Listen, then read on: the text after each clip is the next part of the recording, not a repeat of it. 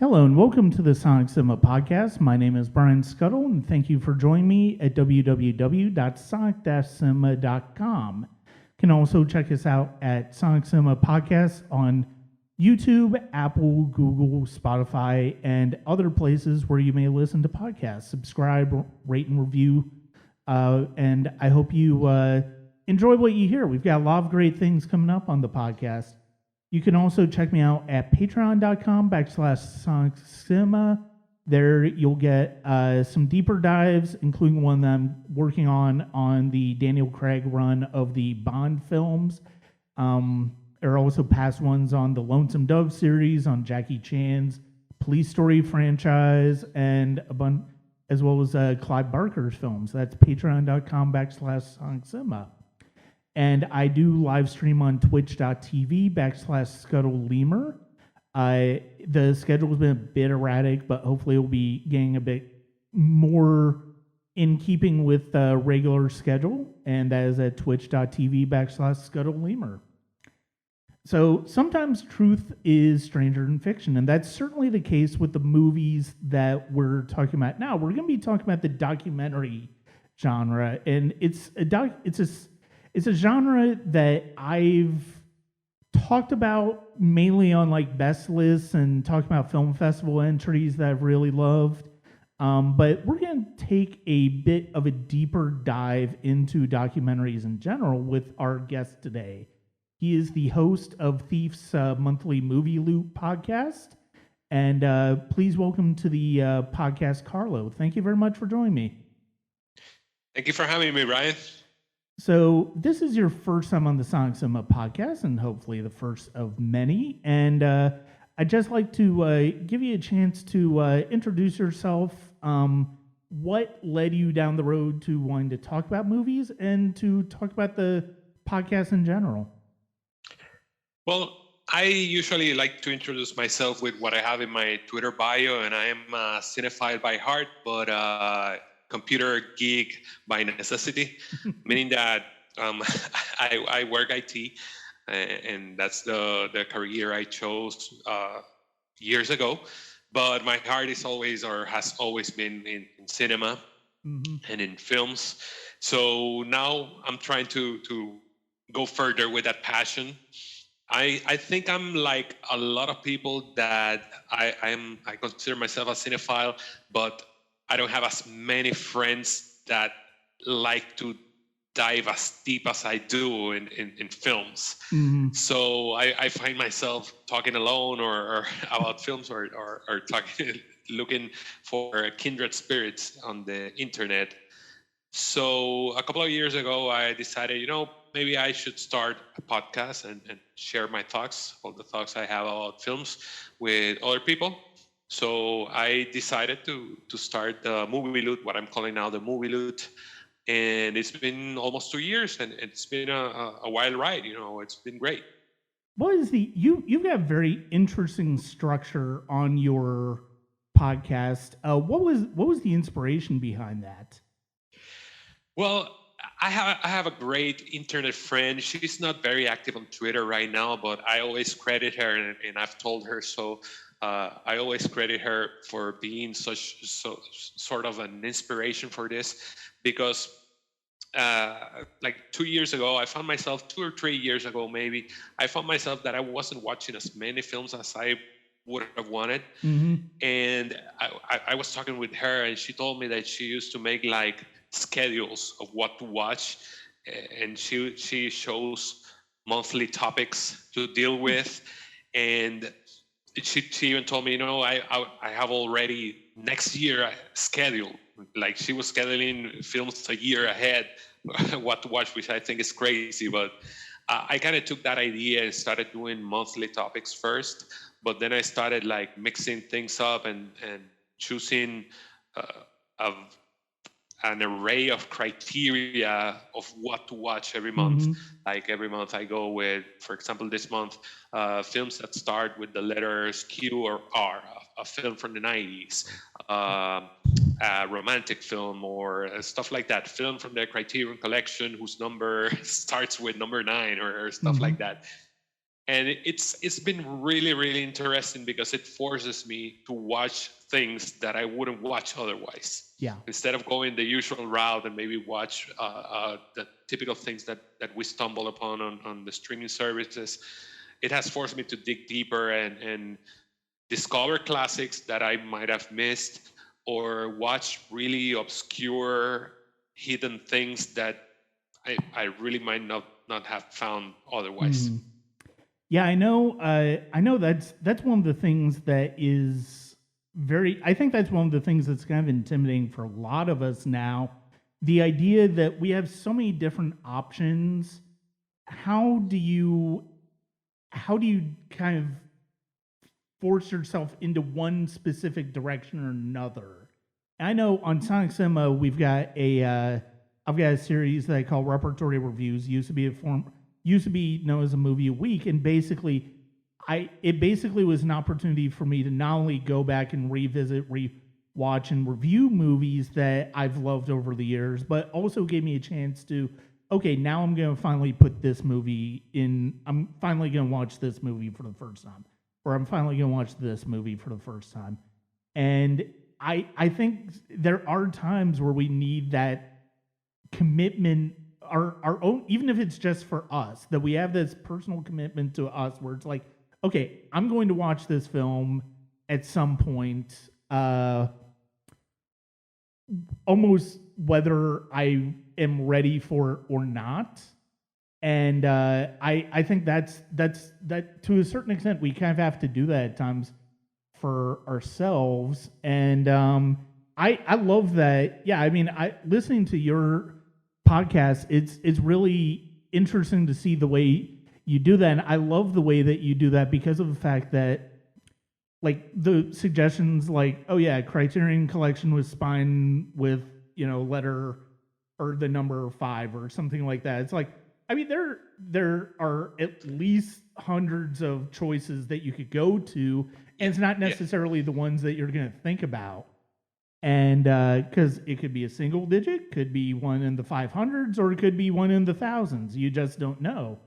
But yeah, I think that discipline to lead ourselves into specific directions can be very difficult for us with so many options available.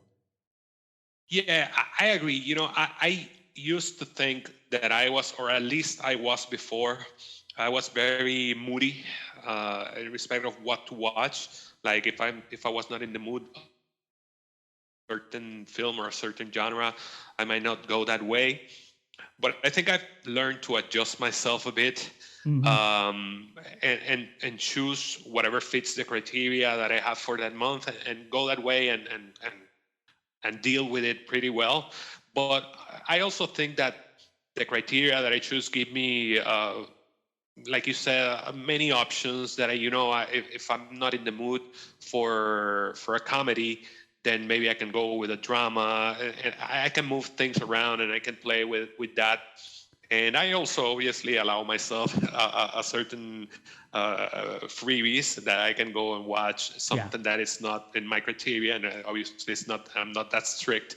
Um, but yeah, there's always some slack to move around, and, Mhm. and and play with it, and not be that rigid with it. Before we dive into today's subject of documentaries, where can people find you online, and where can people find the podcast? Yes, the podcast is hosted by Buzzsprout. So if you write TMML, that's as in Tips Monthly Movie Loot, .buzzsprout.com, you can find and reach the website, and there you can see all the catalog of episodes that we've released. We're nearing 50 episodes in the last 2 years. You can find me personally on Twitter at ThiefCGT. That's THIEF CGT. Or you can follow the podcast at TMML 2021. Those are the main places that you can contact me and talk with me and chat with me. I always welcome suggestions of what to watch. I usually, at the start of every month, I share the criteria that I've chosen, and welcome any recommendation of anything that people might think, you should watch this film, or you should watch anything. and see if it fits my criteria or if it's in the streaming services that I have available. Mm-hmm.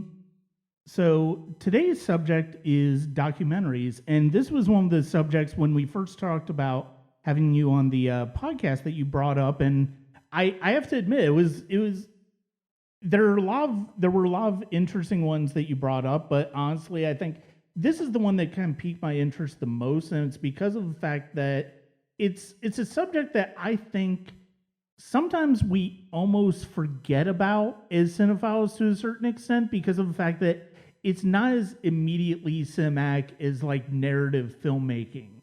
But at the same time, and especially when you consider the six that we're talking about here, I think what's really interesting about these movies is that some of them are made by filmmakers who have made narrative films, and in some cases some legendary narrative films, but also they take a very it almost in some of these cases it truly is a situation where in a way truth really is stranger than fiction.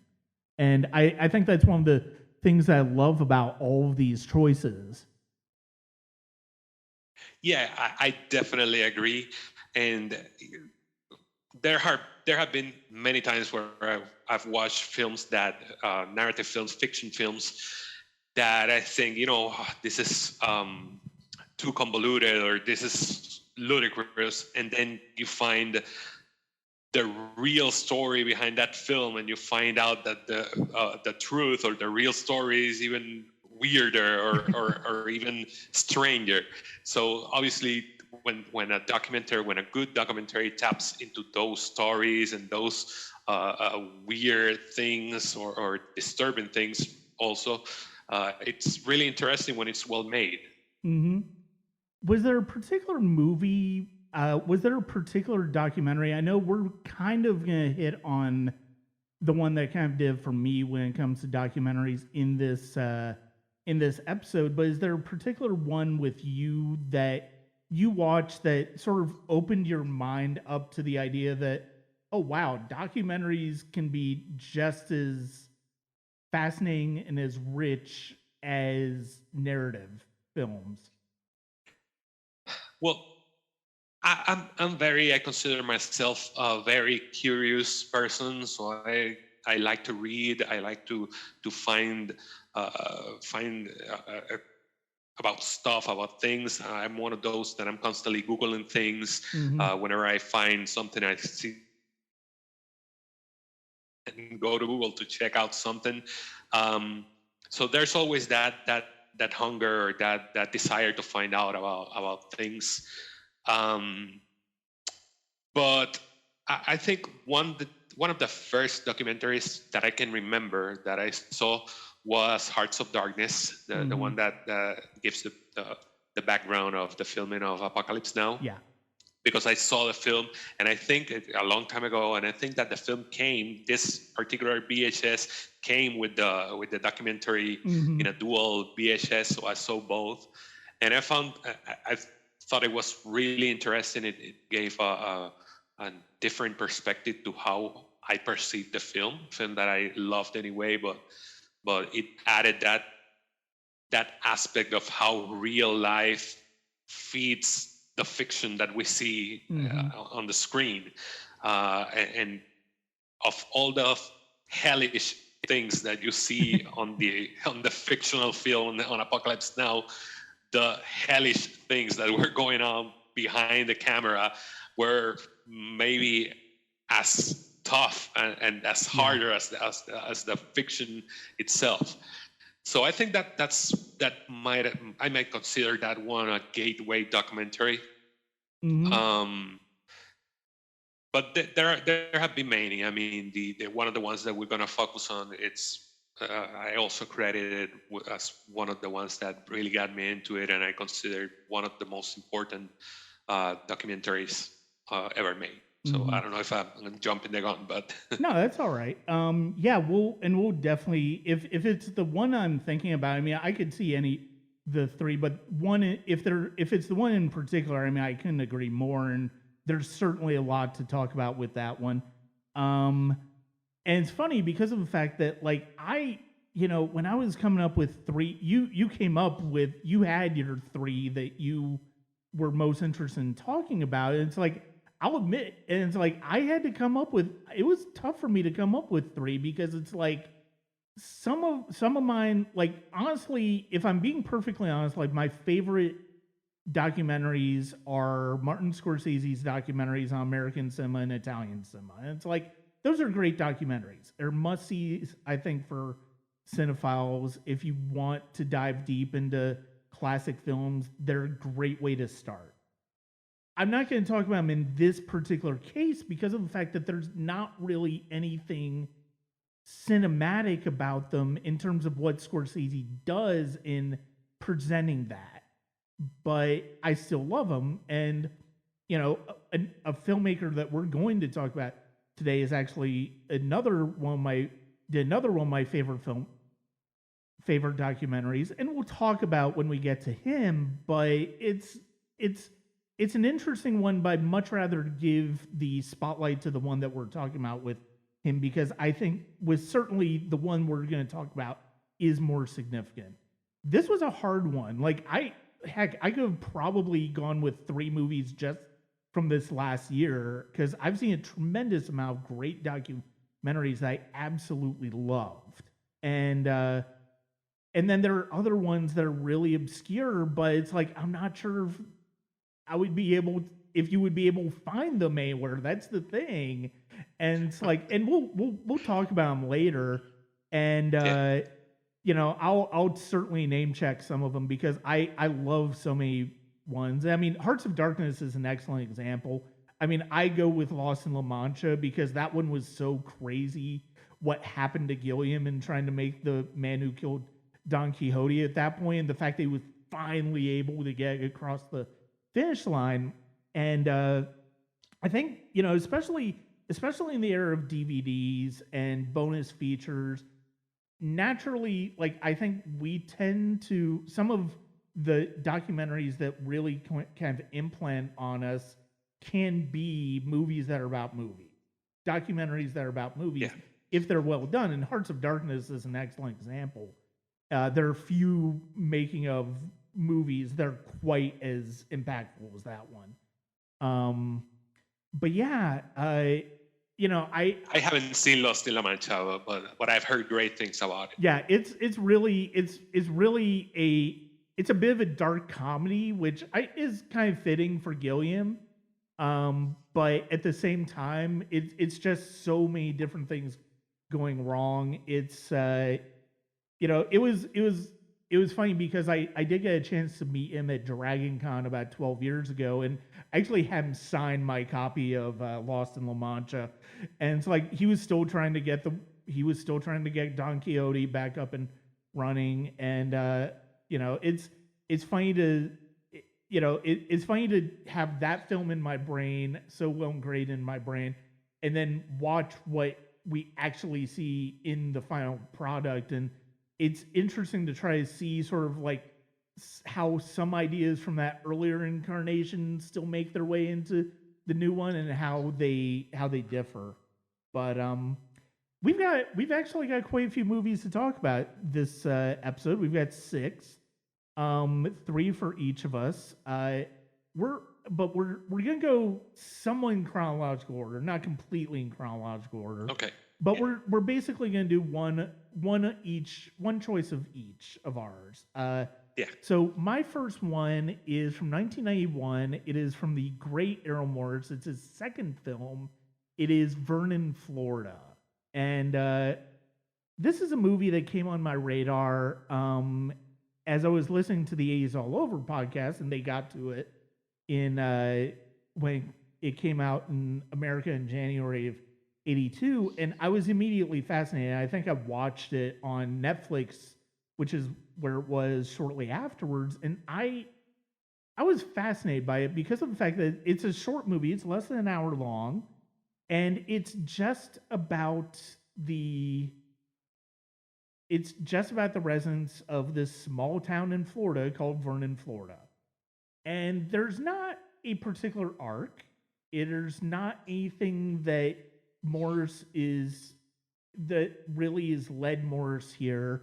It's basically just talking to these people and their unique perspectives on life. And one of the things that really connected with me when I first saw it was it almost reminded me of my childhood memories of the town in Ohio that I lived in when I was a kid. And it certainly wasn't this small, but some of the images of small town life and life on the outskirts, sort of life where along the edges of what we consider like regular city living nowadays was very much there and in my memories. And it's built up a bit since then, but that's one of the things that really connected with me. In addition to, and this is a specialty of Morris, is just how singularly unique the individuals he's interviewing are. And I think that's one of the things that's always fascinating about Errol Morris, and one of the reasons why I think he is one of the great documentarians of our time is because of the fact that he always takes a very unique perspective at the character, at the individuals that he's interviewing, regardless of what he's interviewing them about, and presenting them authentically, and not trying to, and even if they're out off the beaten path like some of the individuals in this movie are, not making fun of them either. And I think that's one of the important things that makes Morris's films work so much.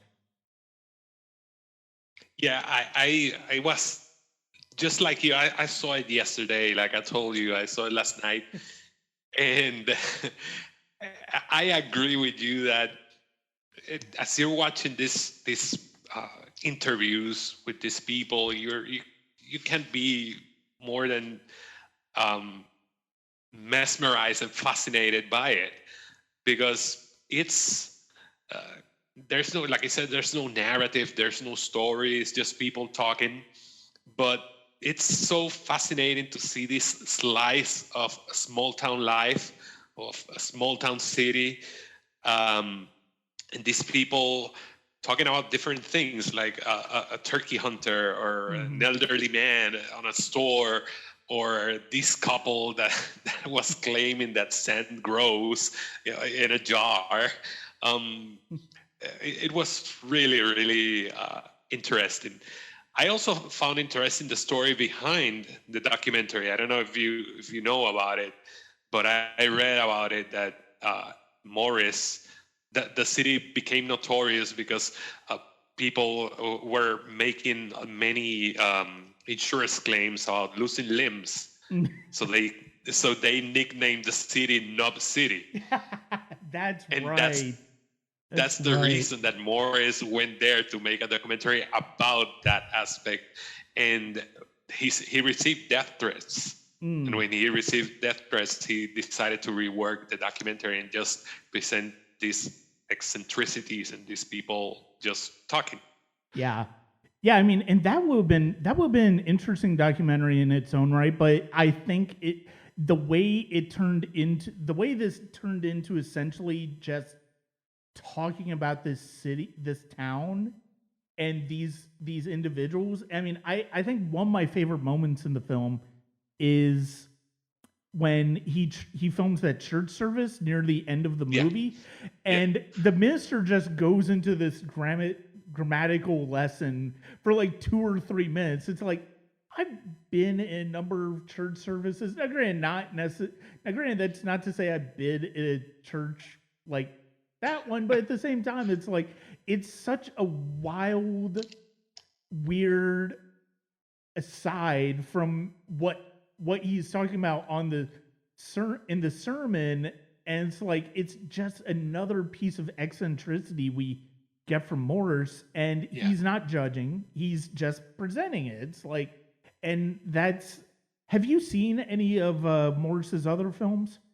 Fog of War. Okay, yeah. I would definitely recommend. I mean, Morris is one of the living legends of the medium. His first film, Gates of Heaven, is notorious. because of the fact that it's about rival pet cemeteries. And another one of our subjects actually made a bet with him that if Errol Morris finished that film, this other filmmaker would eat his shoe. And now that Earl Morris finished it, he went ahead and ate his shoe. And if you know this story, you know that who I'm talking about is Werner Herzog. And Oh yeah, Rich. and another documentarian, Les Blank, who shot the documentary Burden of Dreams, talking about films, about making films. That was a documentary about the hellacious process of making Werner Herzog's Fitzcarraldo. He filmed it, and I think it's available. I think it's available on Criterion. I know it's available on the Criterion that has both Gates of Heaven and Vernon, Florida. It's just called Werner Herzog Eats a Shoe, and it's funny. But Errol Morris has also done The Thin Blue Line, which is another very famous documentary in the sense that it actually changed quite literally changed the lives of the subjects, because it's about this police shooting in Texas, and the film that Morris gets, and some of the things that are revealed there actually got them to overturn the conviction. And that was a fascinating one. He did Brief History of Time, Fog of War, which is a terrific one, McNamara and the Vietnam War. And recently, like, Morris has gotten more into dealing with subjects that we're more familiar with, like Donald Rumsfeld. I know he's got a Steve Bannon documentary interview that he's done, but I don't know if that's ever been released. But Errol Morris is fantastic. He's one of the most unique filmmaker. He's one of the most fascinating documentarian filmmakers, and he had Netflix miniseries a few years ago on the MK Ultra called Wormwood.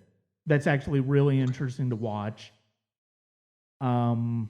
Yeah, I can't recommend Morris enough. I do think, it's funny because to a certain extent, Vernon, Florida is kind of, I would look at it as sort of a, because of that personal connection I have with my hometown in Ohio, it is a movie that I think I would watch and just appreciate as a movie to sort of reflect, to sort of wind down for if I'm like feeling anxious or anything like that. And I think that's one of the things that I really appreciate about it. But yeah, I like you said, I mean, the turkey hunter is, in hearing about his stories of the turkey jowls that he collects, is fascinating. And I love that there's some very simple there's in both this and Gates of Heaven, there are some very simple things that we hear the people say, but that feel very profound in a lot of ways. And it's really, and I hope that we get, like, I think the last movie that Morris did that was sort of along these lines was Fast, Cheap, and Out of Control, which is in the mid-90s. And I hope we get back to that type of movie. I hope we get one more of these types of movies from Morris, because I think this is kind of where he excels, where he's talking about small town America, just general Americans, and just the lives that they live, and it's really fascinating to watch, even at less than an hour. Yeah, I agree. And I was reading something about it was actually an interview with Michael Moore where he was giving like pointers of what to do in a documentary, what not to do. And one of the things that he said was, um, let your subjects shine, let them be the focus of the documentary. And that goes to what you were saying about how Morris in this documentary just lets the people talk. He doesn't judge, he doesn't offer his insight or anything. He's just putting the spotlight on these people and just let them talk. Yeah. And I think that that's a really, really good approach to what the documentary does in the end. I mean, which is just offer an insight of this small town, a small city. Absolutely. Just 1 second here. Okay. Yeah. One of my cats was wanting out of the room, so now that that's done. Yeah, and it's funny that you bring up Michael Moore because we're certainly going to have some things to talk about when it comes to him. Him in particular talking about that. Even though I absolutely love the movie, I mean there are certainly some, there are certainly some things to talk about with regards to that particular film. But yeah, it's Vernon, Florida. It is available in the Criterion Collection. It's on the Criterion Channel right now. And I think it's, and Fast, Cheap, and Out of Control was actually my first Errol Morris film. And I didn't love it, but I thought it was interesting because I'd never really seen, and I'd just started to get into documentaries, and that was a fascinating one because it was just these very odd people with these very odd lives and these very odd passions. But the more you watch Morris's films, especially as you go back to the early ones, the more you appreciate that that's something that he really kind of loves. And the film that he was, Gates of Heaven is one of the most famous documentaries of all time, and a big part of the reason it became so well known is the never-ending support of Siskel and Ebert, who touted the film as it was going through its festival run, and is a big reason why it ended up getting recognized by people throughout the rest of the country. And in the 90s, when he was doing his list for Sight and Sound's greatest films of all time, Roger Ebert put Gates of Heaven as one of his 10 greatest films of all time. And their commitment to the documentary form, their passion for the documentary form, and especially when filmmakers do a great job with the documentary form, would come alive again in Carlo's first entry on our run through of documentaries. And what would that one be? Well, it's the one that I was referencing a while ago. That was another gateway documentary for me, and it's 1994 Hoop Dreams, directed by Steve James. Mm-hmm. And this documentary, it's interesting in terms of the background behind how it came to be, and obviously because of what it shows and what it's about, because it was supposed to be a 30-minute short Mm-hmm. for ESPN, and about focusing on young players, high school players, or junior high school players, as they were being picked to play at different schools and different colleges. And they were focusing on these two players, these two young men, William Gates and Arthur Agee. And the thing is that documentary, as the filmmakers became more involved in their families and their upbringing and what they were dealing with, the documentary ended up being a 3-hour documentary filmed through the course of 5 years. Yeah. Which is amazing and impressive. And from being a documentary about basketball, it ended up being a deep-seated exploration of race, socioeconomic division, inequality, class struggle, and dozen other things that are issues that are still current in America and in the world. So it's really, really powerful. That's why I think that's why I said earlier that I think it's one of the most important documentaries ever. I saw it in 2011, I think. I was channel surfing and caught it on ESPN as it was starting. I thought, I've seen this in several lists, so let me see it. I don't think I even know what it was about. So I was really, really hit by it. It's there's a mixture of things that you get out of it, a mixture of emotions. I found it to be both depressing but uplifting in the same time.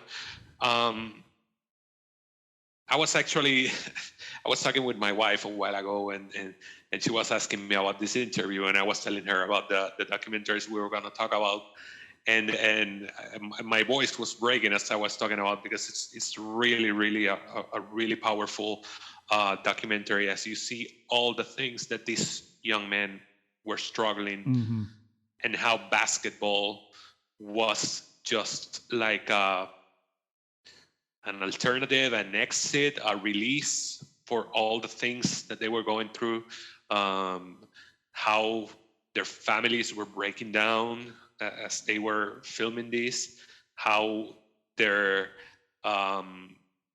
were running out of money to the point that they cut the power in the house of one of them while they were filming. In the documentary, the filmmakers gathered money to pay the power and allow them to continue. And it says a lot. It says a lot, really, about how we deal with race, with these economic divisions and these class divisions that are in the U.S. It's really, really, really powerful. Again, I think it's one of the most important documentaries, and I think that it's something that everybody must see. Yeah, I can't imagine this movie being half an hour long. I really can. It's like, I know you can easily boil it down to 30 minutes if you just focus on, Chicago schools recruiting kids out of more urban territory, bring them into, more affluent schools and stuff like that. You could certainly do a 30-minute documentary just by that, but there's no way that it would be nearly as good as what we get here. And the decision on James and cinematographer Peter Gilbert and editor Frederick Marx's part to decide to expand this into a feature, to follow these families, because the fact is, it's like, that's only one part of the story, the getting recruited. That's so much part. If, like, you could do half an hour on that. There's so much more goes into it, and we see that in the stories of William and Arthur and their families. And this was a documentary that basically changed because of the uproar about not being nominated for Best Documentary Feature, changed the rules of how documentary features get nominated for Oscars. And Siskel and Ebert were a big part of that. And the movie I was referring to, where it's like, it was by one of the filmmakers here, but I wanted to give the focus to this one is Life Itself, which is Steve James's film on Roger Ebert on his final days and about his memoir.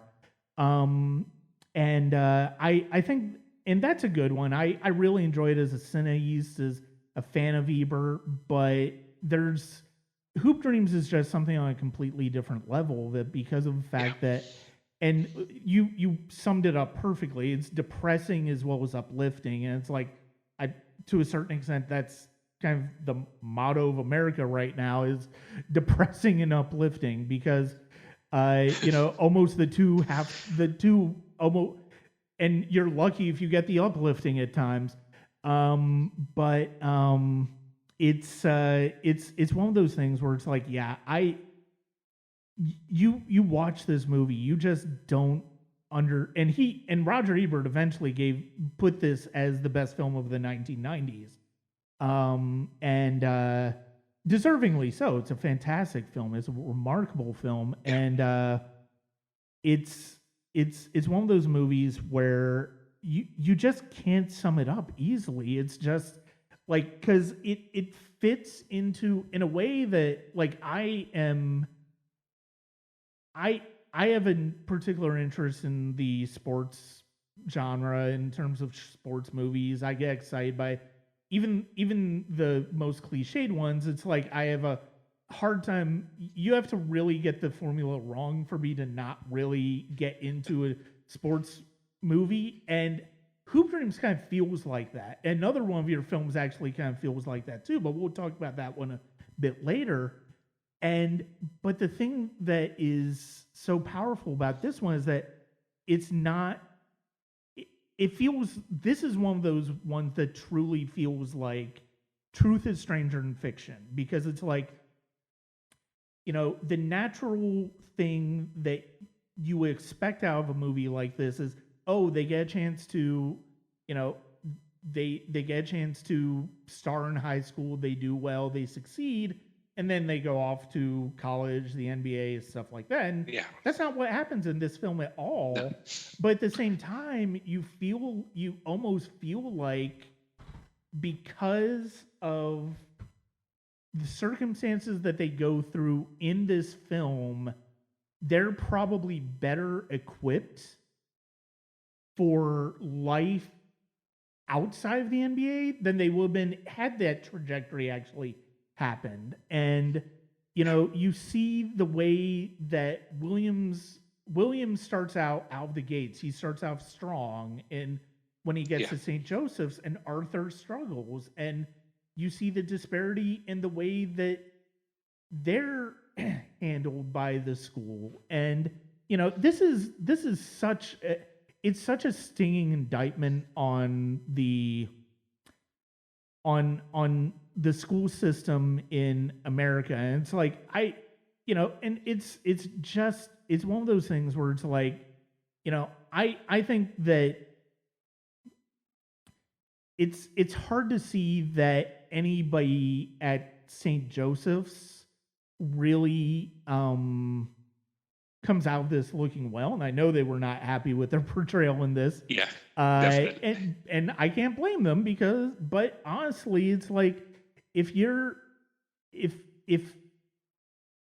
making Arthur's family pay back tuition that they never even expected to have to pay, just because of the fact that he's not that great, just because at the time he was not that great of a basketball player, I mean, that's on you. That's not on them. And it's like, and then you see what happens with William, and it's one of the things that strikes me is that there's a lot of, in the comparisons, especially once Arthur goes to Marshall, that there's this idea, I think there's a little bit of nature versus nurture in this, where it's like, you see the way Pingatore pushes William to try to be better, and it regresses him in a lot of ways, not just because of the injury, but because of the fact that, he feels like he has to get back sooner, and that's going to make it worse. And it really puts him in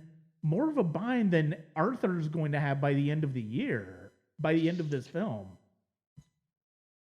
Yeah, and one of the things that you mentioned about how the documentary works as a sports film is because it's an underdog story, and everybody loves an underdog story, even if the underdog doesn't come up with a quote-unquote upper hand in the end. I mean, for example, let's look at Rocky. Rocky doesn't win the fight in the end. Spoiler alert, but he doesn't win the fight. But the film is not about the fight. The film is more about how he overcomes certain other struggles and how he ends up with the girl and all of that. And just like that, this documentary, even if it starts that way, it's not about these two kids making it to the NBA in the end. I mean, it started like that, but it's not about them making it to the NBA. It's about how they get out of perhaps the life that they're living or the situation that they're at, whatever pressures they're getting from coaches, from families, from expectations, from whatever. And I think everybody can identify with that, because I think we've all been in that place. We've all had dreams. We've all had aspirations and expectations of what we wanted to be at some point, and not necessarily those things came to be. Yeah.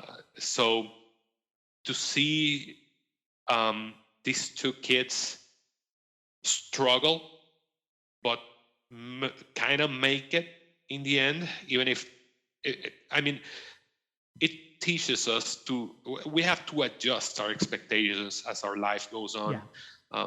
If we don't get our dreams, we can just defeat ourselves and say, okay, it's done. There's no reason to live anymore. No, we have to adjust our expectations and say, okay, this didn't work out, but I'm going to work towards this now.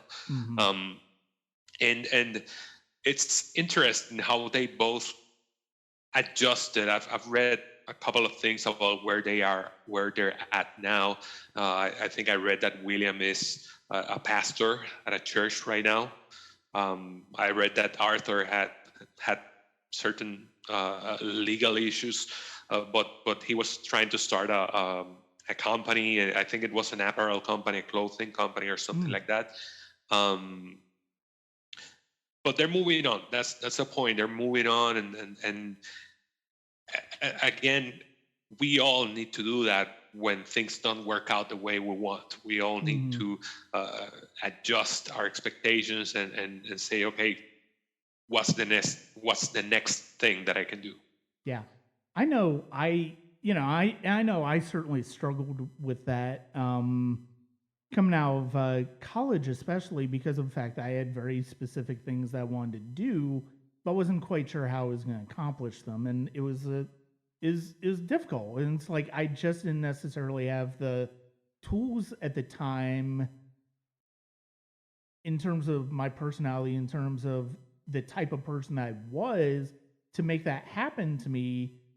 And the result is I got stuck in a job that, was like, oh, I don't really want to do this, but it ended up working out to the point where it's like, not only did that job give me a lot of opportunities to sometimes do some of the things that I wanted to do, albeit not in a professional manner, but at least in a way that allowed me to get a chance to do things like writing music for films that we would make and stuff like that. But I also met my wife at that job too.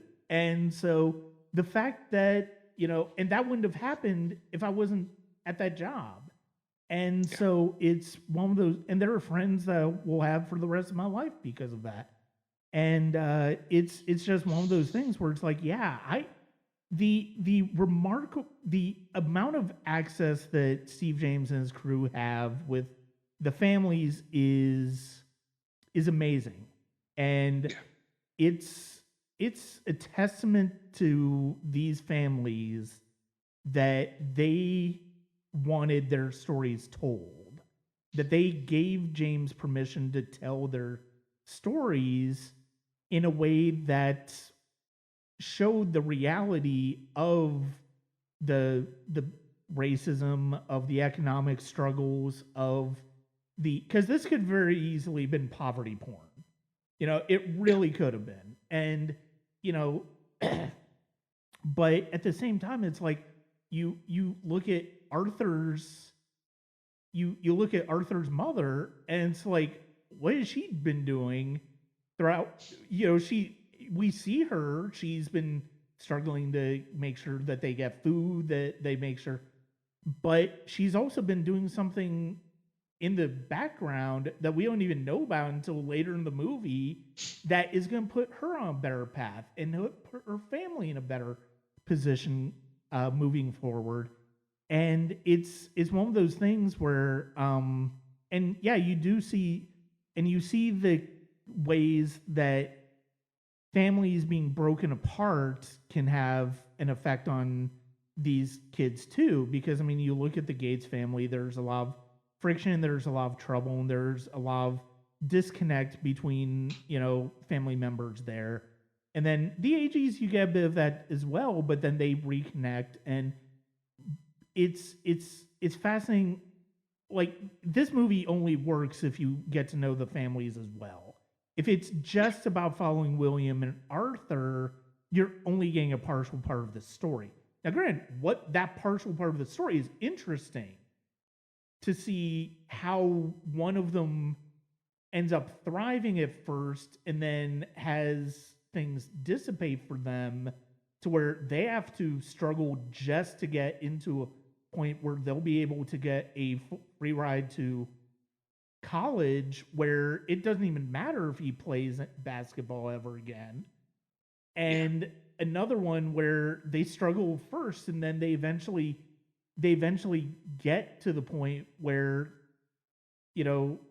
it's Arthur's, Arthur's basically the player that William was in his freshman year by his senior year. And no, it's such a rich movie. It's such a wonderful. Definitely. It's such a wonderful movie. It's one of it. There's a reason it's one of the best documentaries of all time. There's a reason it's held up as one of the best in the medium, and I think it's one of the best. It's a great example of what the medium can be at its best, I think. Definitely agree. I definitely agree. That's why I say this is a must-see for everyone. It's an eye-opener. Yeah. About a ton of issues that are still wrong in America and in the world. Yeah. It is currently on HBO Max. I actually bought the Criterion Collection because it's like, I feel comfortable enough buying this, even though it had been a while since I had seen it. And I'm glad that I own it now. And I know William and Arthur do a commentary track for that edition, and it's like, I definitely want to hear that to see what they think looking at this film about their lives and how they feel about it. That brings us to and Steve James is just a terrific filmmaker, and it's all right in his own right. He did Life Itself about Roger Ebert. He also did another one that is really lovely called Stevie. He also directed one of the Prefontaine movies that came out in the 90s, which it's fascinating that we got two of those, but that's how crazy the 90s were. So my next film is speaking of, you brought up a quote by Michael Moore earlier, and Michael Moore's Bowling for Columbine is from 2002 is my next choice. Like with Hoop Dreams with You, this one is formative for me, not just in terms of the way I approach the documentary format, but in terms of my political ideas as well. Because I had been around guns for my entire life. My father was a lifetime member of the NRA. I've shot before. And I remember when Columbine happened. I remember, it's like in that debate going on. This was when I really first started to get my feelings about guns, and in particular access to guns, really solidified watching this one. This was as much of a gut punch as any movie I've ever seen. Michael Moore, obviously best known for Roger and Me from 1989, really put him on the map. He also did the Awful Truth TV series. He did the big one. He did, after this, he did Fahrenheit 9/11 and Capitalism, Love Stories, Sicko. He's, admittedly, I'm not as high on Moore politically as I used to be. I have some issues with him in terms of the way he's approached things in the past few years, but I still respect him as a filmmaker, even though this one is a bit of a controversial one because of the fact that there are obviously some liberties right off the gates that he takes out. I like that this is I like that there's a documentary. I like that one of the commentaries on this one, I think it's the only commentary on this one actually, is or the original DVD. I'm not sure if it's on the Criterion now, but there was one with interns on the film where they were talking about like some of the different things that they went through. And so this film is Bowling for Columbine is basically looking at gun culture in America, and especially through the lens of post 9/11 and post the Columbine High School massacre in 1999. And this is a tough watch, but it's also it captures. I don't think it's the best film Michael Moore's done. I do think that is Roger to me, but I think what this film does is it really captures the absurdity of gun culture in America to a frightening degree, but also does another thing that we can touch a lot on in this film, and that is the idea of the fear. Media is stoking fear, and a lot of people have used this over the past few years as a catch-all for, oh well, you know, COVID is hyped up and stuff like that. It's like, you know, and people use it a lot as, oh, you're letting fear drive your decisions. It's like, well, no, I'm using the fact that we're in a pandemic is to drive my decisions. But I will say though, this film brings up some very good points in that manner, and it's like, yeah, if you want to talk about how the media is biased towards fear, yeah, sure, we can talk about that. But at the same time, there's also some accuracy to some of what they're talking about. And this movie, it's basically Michael Moore wrestling, talking about gun culture, talking to specific people, and just looking at America's history with guns, and sort of like the larger idea is like, well, what inspires gun violence? And you know, it's always been a complicated story, and this is one that it doesn't make it any less messier. But it's I know when I first saw this film, it was opening weekend, and it was a packed theater. It just absolutely floored me when I saw it. Yeah, I agree with pretty much everything that you said. It's this is a documentary that you can see, and you can really see Moore's skills, but at the same time, and I really don't mean this as much as a slight, but you can see his amateurship, both at the same time, which is what I think is really interesting. Yeah. But I love that, however abrasive he might be, or however I don't want to use the word sloppy because that's not that, but whatever you might think about him, I love all the questions and all the points that he's trying to raise, and I pretty much agree with most of the things that he says, most of the points that he makes, and there's this fear and this, like you said, this token of fear in America, and how he tries to go to the root of that, and how violence is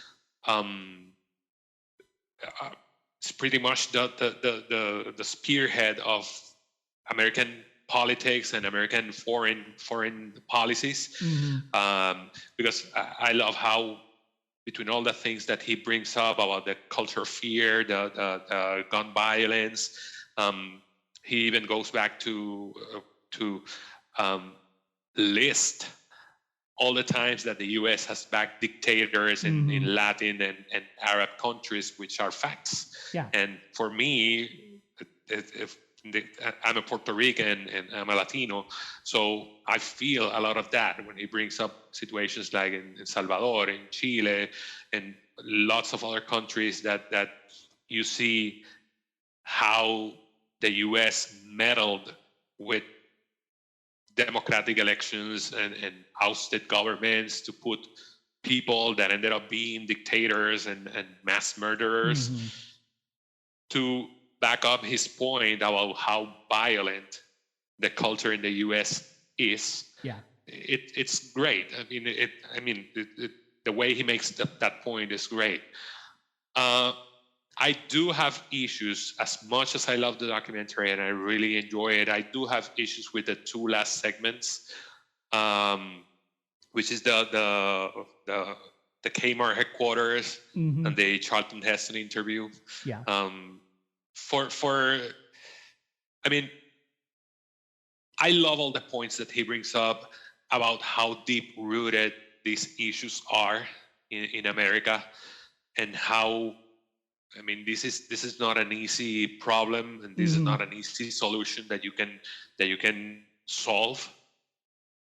But then you can just end that by blaming Kmart and Charlton Heston. Yeah.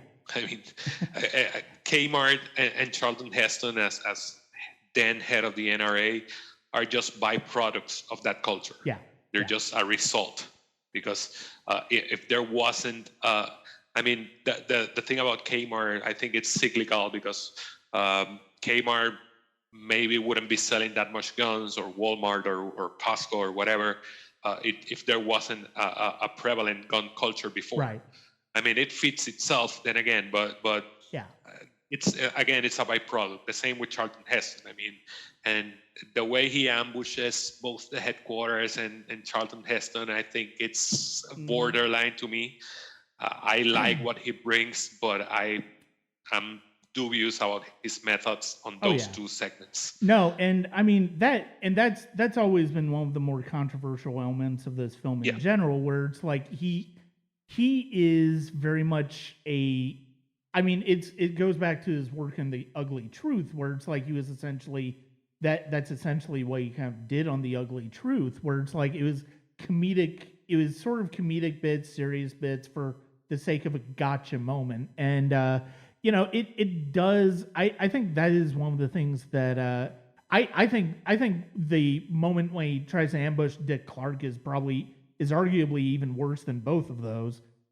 Because of the fact that it's like, you know, you had, sure, it's Dick Clark's name on the company, but does that necessarily mean that he's in charge of literally everything? And it's like, I think that's I think that's even the cruelest moment in the entire film when it comes to those gotcha moments. I mean, I will say it's like, you know, the thing about Kmart phasing out ammunition, it's like that actually happened, but it's like, you know, I think you are right to bring up these criticisms because of the fact that it goes to armchair activism that we see now in social media. It's like, it's one thing to, you know, it's like, it's one thing for us to say, oh, it's in bad taste for the NRA to, yes, it is in bad taste for the NRA to continue on with their annual meeting a few weeks after Columbine. That doesn't necessarily mean that, you know, those type of things are tough logistically to not only put together, but also to cancel. And it's like, I think that's one of those things that sort of gets lost in the translation when it comes to something like this. Yeah, I mean, especially the Charlton Heston thing. I mean, he's, you know, it's like if this movie had been made 10 years ago, like 10 years after like Newton or Newtown or Aurora or something like that, it will have been Wayne LaPierre. It's like that's the fact of the matter is, it's like it will, if it wasn't Charlton Heston, it will have been somebody else. I mean, but the thing is, it's like that is the type of interview where it's like, yeah, it's interesting to see him actually get to talk to Heston. Yeah. Even if the ways that he does it are dubious. And it's like you now basically what we know about Charlton Heston at the time was it was shortly before he had announced that he had Alzheimer's. And so it's like you have that, now with that knowledge, you look back on that, it's like, wow, really? I mean, especially if you've ever dealt with somebody with Alzheimer's, it's like, that's not the type of thing that you want to, you know, yeah, some of the things he says in that interview they're not well worded, but it's like if you've ever been around people with Alzheimer's, you're not really going to get well-worded argument, well-worded answers out of them sometimes. Yeah, but I think those are two of the things which why I said that you can see both his skills and a bit of amateurship in how he and ended up with those two segments, or how he addressed those two segments. But I think I read something where Moore himself regretted the way he handled that interview, because I think that a more skilled interviewer or a more skilled documentarian, or more seasoned, let's say a more seasoned documentarian, might have gotten more out of that interview if he had handled it another way. I mean, you could have driven your points better if you had done it another way, which I don't know, because I'm not a documentarian, but at least I praise him, and like I said, I want to emphasize that, because I really, really think that documentary is great. Yeah. And I really love that he's raising all these points and all these questions throughout the documentary. Yeah. And the thing is, it's like he's first, more than a, it's funny because he's somebody who I do think sort of, he sort of skirts the line of whether he's a documentarian or whether he's, he's certainly been called a propagandist, and you can certainly make the point, especially with something like Fahrenheit 9/11, which is really good to watch, but at the same time is very much coming from a particular point of view and a particular vantage point. But even something like that, there's a lot of humanity and there's a lot of valid questions being brought up. I look at him more as not as much of a documentarian as almost an essayist, somebody who makes video essays. I mean, I think especially if you look at Roger and Me, I think is a true blue, really terrific documentary. Bowling for Columbine is more of an essay of here's what I'm presenting, and it is unrealistic, the idea of being able to walk into a bank and get a gun. Yes, that is completely unrealistic, but it's emblematic of how easy it is for people to get guns in America. Yeah. I mean, that's the point. That's what he's getting at. I think easily the most impactful, some of the most impactful interviews he has in this film is with Terry Nichols' brother. And I forgot about that. It'd been so long since I had seen Bowling for Columbine, I'd forgotten entirely about that interview. And that interview is just so frightening. He's just such a madman. And then you have but I also, it's interesting to hear Matt Stone talk about growing up in Littleton. And you hear him talk about Littleton and what type of one it is, how it inspired South Park and stuff like that. But, and it's like, in a different world, like, and I do agree with you where it's like, I think there's a lot of messiness to Moore's films as a filmmaker, but there's also some skill. And I think that's sort of like, because I've seen films from both. I think that's the difference between Michael Moore and Dinesh D'Souza, where it's like Dinesh D'Souza, it's like first of all, it's full on propaganda. It's also comedically inept as cinema. Like I've seen a couple of his films and they're just comedically inept. And it's like, and also they're fundamentally haven't had the pleasure. Yeah, you're not missing anything. You're not missing anything. The only reason I did is because of the fact that they happen to be playing at the theater I worked at. It's like, you know what? Sure, I'll give it a chance. And I got in for free. So, that's but you're not missing anything. He's just as annoying as a filmmaker as he is on social media. So, but yeah, it's I mean, I think this is, And the problem is we're 20 years away from Bowling for Columbine coming out, and we're no closer in this discussion. In fact, we're probably even further away than ever. That's the sad thing, because Columbine really should have been the end of the discussion. Like, it should have stopped all the discussion in its tracks, and it should have been it. But no, because we always, the one sad, unfortunate thing about people in lockdown during the pandemic was, oh, well, at least there aren't school shootings happening. But, those started back up again. It's like, because of course they did, because we haven't gotten any closer to figuring out our ideas with guns. And, it's like, I'm somebody who, it's like, I respect the existence of the Second Amendment. I don't think it gives you unfettered access to firearms. I just don't. I think there are reasonable things that you can do to prevent some of these being in place. Exactly, and that's the thing that I think that the one of the sides tries to take advantage on, because I think the huge majority of people that are advocating for some type of gun control, they don't want to abolish the Second Amendment. No.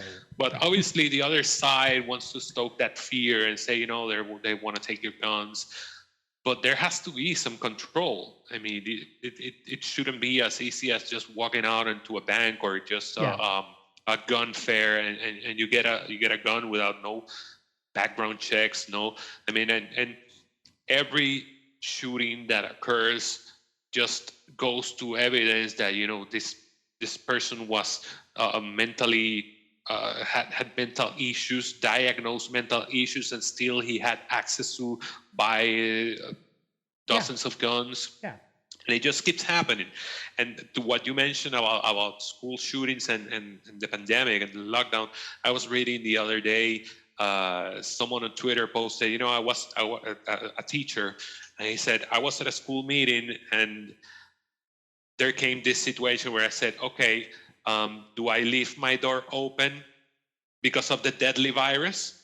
And somebody in the meeting said, no, you have to keep it closed because of school shootings. Yeah. So you get those two extremely polarizing issues that are plaguing the U.S. Yeah. Where people just don't want to budge, and it's just so divisive and so. Yeah. I mean, it's crazy, but you can, and Moore brings this up in some of his stats. I mean, you look at stats in other countries where there's gun control, mm-hmm. and I don't know how you can look at those stats and say, no, there's not an issue here. We don't have an issue. Yeah. It doesn't make sense. Yeah, I mean, there's just so many. I mean, I will admit, it's like this is probably Michael Moore's most manipulative as a filmmaker in this movie, and I think that is, and it's hard not to think that, but at the same time, it's like, what is he trying to get us to sort of understand? What is he trying to get us to do? He's trying to get us to think more about how we as a society view gun violence. How do we view, because, and this is one of the excellent points that he makes in Bowling for Columbine, like you were talking about earlier, the history of American imperialism over the years of overthrowing governments, installing dictators that they can be more in control of. And it's like that doesn't happen in a vacuum. And it's like our obsession with gun violence, our obsession with having guns, of being prepared for something, does not exist in a vacuum. And it's hard to see that connection, but it's also one of those things where it's like, so much of that is important. And it's like, do I necessarily think the Columbine school shooters were like, oh, well, it's like Lockheed Martin is here. It's like, oh, that gives me, it's like, I don't think there's a 1-to-1 correlation, but it's like just in the way this country thinks about violence and the way this country thinks about violence as a means to an end. I think that's the ultimate problem. And it's like, yeah, it's one thing where it's like, oh, so you need guns to keep you safe. Well, it's like, you could do a sequel to this and talk about it in the era of COVID completely, because it's like, okay, so you think you need a gun to keep you safe. Well, why don't you feel like you need a vaccine to keep you safe from something that isn't seen? Or, a mask that will keep you safe from something that isn't seen. And it's like, you know, it is sad that we're just no closer to the end of this conversation. And it's like, you see and you were talking about like, oh, you have to have guns, or going to take away your guns. That's just the NRA using that media of fear to get people riled up, where it's like, oh, you're not going to take my guns. I don't want you to. Like you said, most people, that's not what they want at all. Yeah. Yeah, I mean, but again, that's the fear that they're going through to keep that control. I mean, there are a lot of major interest invested in keeping things the way they are right now. Yeah. So. And and it's one of those things where it's like, I think some of the best points he does land is regards to the media stoking in fear that also comes into veiled white supremacist thought, where it's like Africanized bees versus European bees and stuff like that. It's like, and cops where it's more on the ground versus like the comedic idea of corporate cops and stuff like that, and it's like, I think those are some of the strongest points that I think more hits. And it's like, yeah, this movie is ultimately very messy, but I think when it lands its points is when it really shines as a terrific piece of, as a terrific essay. I think it's it's almost, it's hard to call this a documentary. It's more of an essay. And but I mean, it's a documentary in the sense that it's also dealing with real world subjects too. And I think that's ultimately where it places itself in this particular conversation. Yeah, I agree. I definitely agree. I would say it's also a must-see for everybody. And I believe that's the thing, that I don't expect a documentary to tell me how I should feel, maybe. But I think that most people, if they pay attention close enough, you can separate one thing from the other, and the chaff from the wheat, and you can see, I might not agree with everything that you're saying or everything that you're doing, but I think you're raising some valid points, and I think there are facts to what you're saying, and I think that's really important. Yeah. So we're going to get away from heavier subjects such as definitely poverty and gun violence, and we're going to get into something a little bit more fun here with Carlo's next pick. And what is that?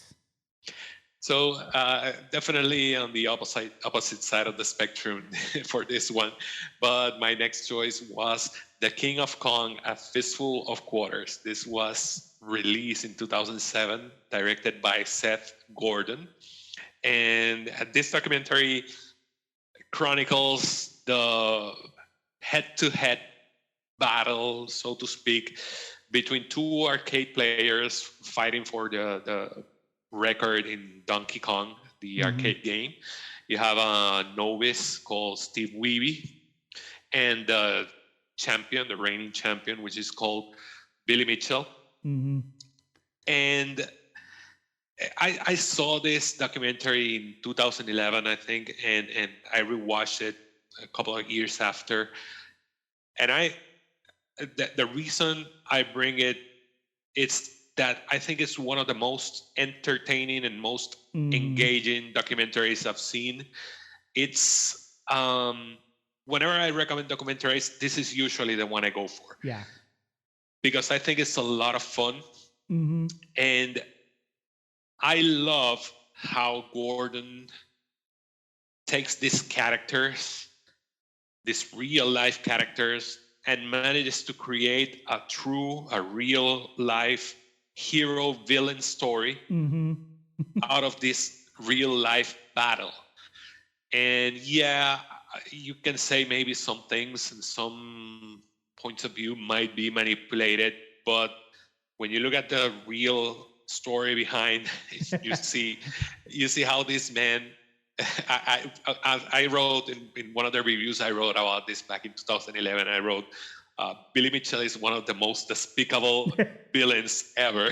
Yeah, because he is. I mean, and you read real life accounts of him, and he seems to be a bit of an asshole. Maybe I don't know if I can say that, but I'm sorry. Oh, that's fine. Yeah, we allow cursing on this podcast. Okay. So, and to what we just said a while ago, it's an underdog story, and Weeby is the perfect underdog. He really is. So humble, so the way he's portrayed, you gotta root for him, and the way he manufactures this story of them going against the other, and you see how everything is stacked against Weeby from pretty much every aspect, from the way the guys at Twin Galaxies engineered or allowed Mitchell to do some things that they didn't allow Weeby, and all that kind of things. There's no way you wouldn't be rooting for Weeby at this. No. But it's a lot of fun. It's a really engaging documentary. I think even if you're not an arcade player, I don't think you have to be. But I think it's very, very enjoyable, and I think it's one of the most fun documentaries I've seen. Well, and I think this film, and there are actually quite a few documentaries that you would consider entertaining, and I think this one is gleefully so, and I think that's what makes it work so effectively, because of the fact that it doesn't intend to be anything other than a real life sports movie is essentially what it is.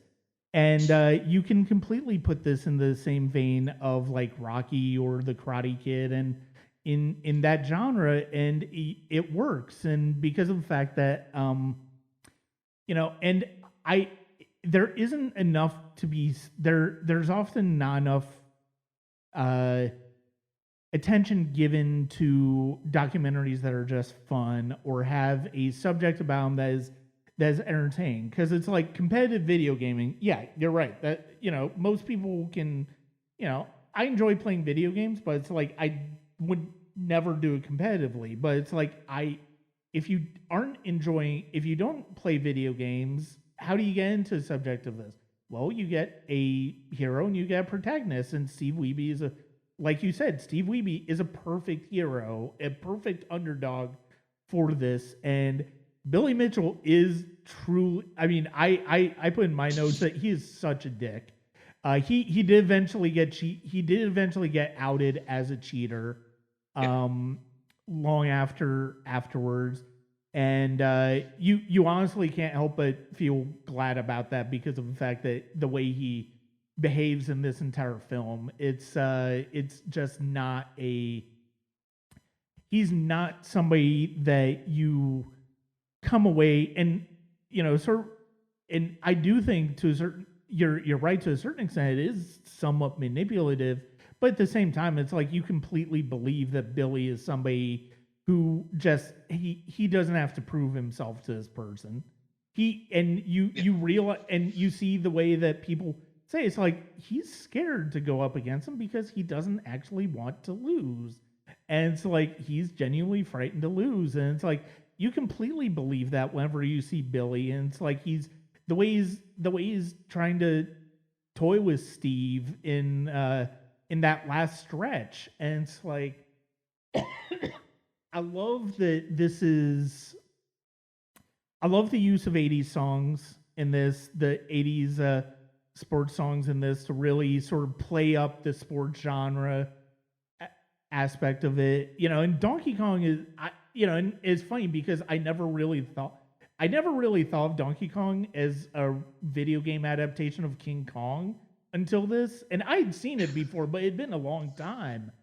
But it is really such an entertaining movie. And I can see why somebody would recommend this to somebody, like if they're not a huge fan to documentaries, why you would recommend this to somebody, because of the fact that it does feel like it's not as heavy as some of the other documentaries that we're talking about, but it's also very entertaining as well as very authentically emotional. And I think that's one of the great things about Steve in this movie, is that you really do get a connection with his arc in this, in terms of going through this experience of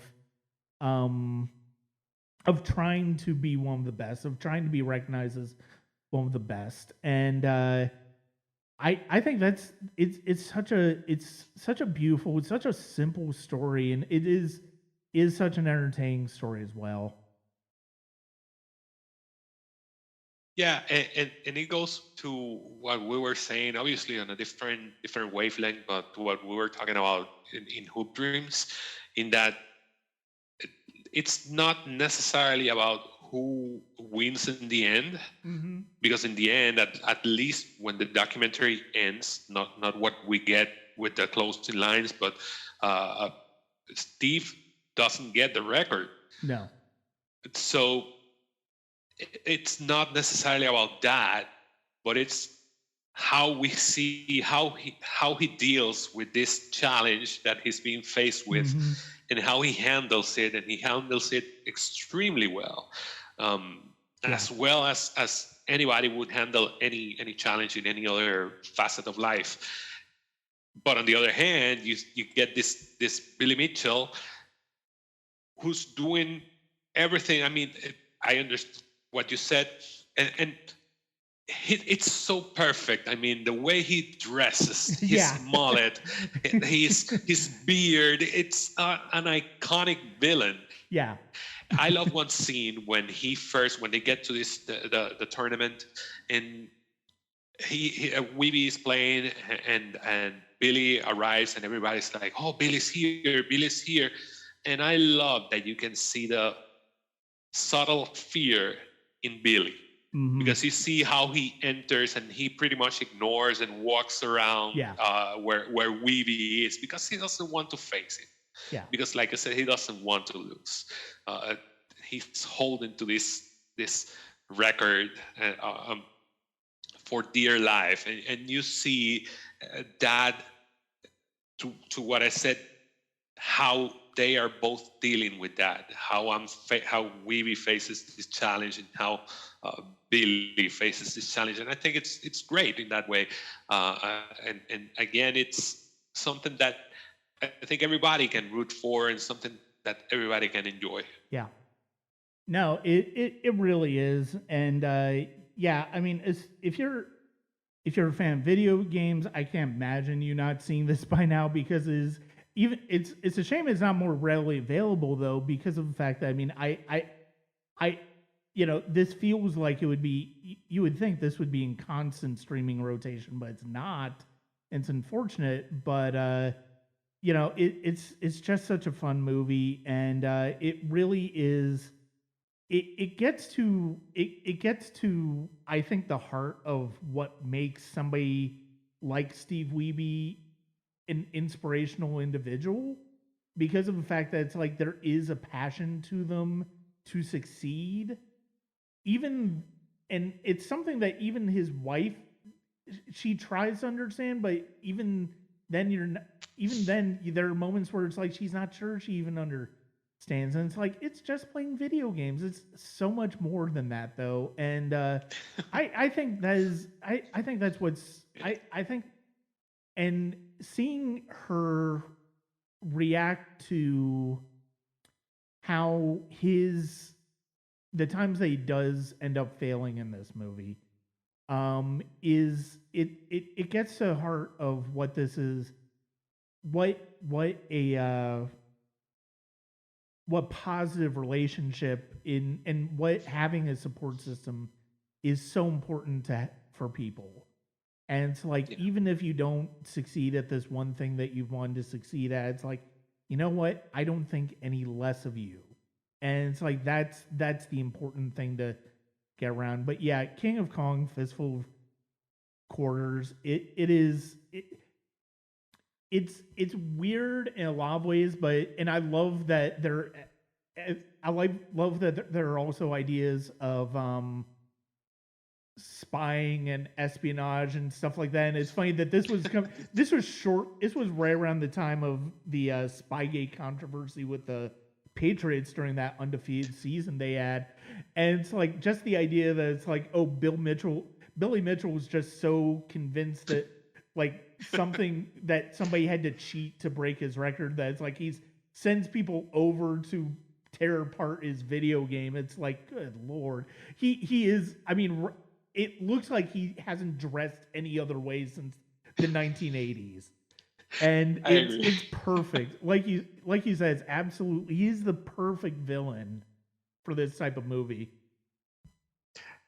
Yeah, and it even appeals to that because you see, I mean, it's like Weeby is more grassroots and Billy is more corporate. I mean, and it appeals to that the little company, the little business versus the big company. So it goes to that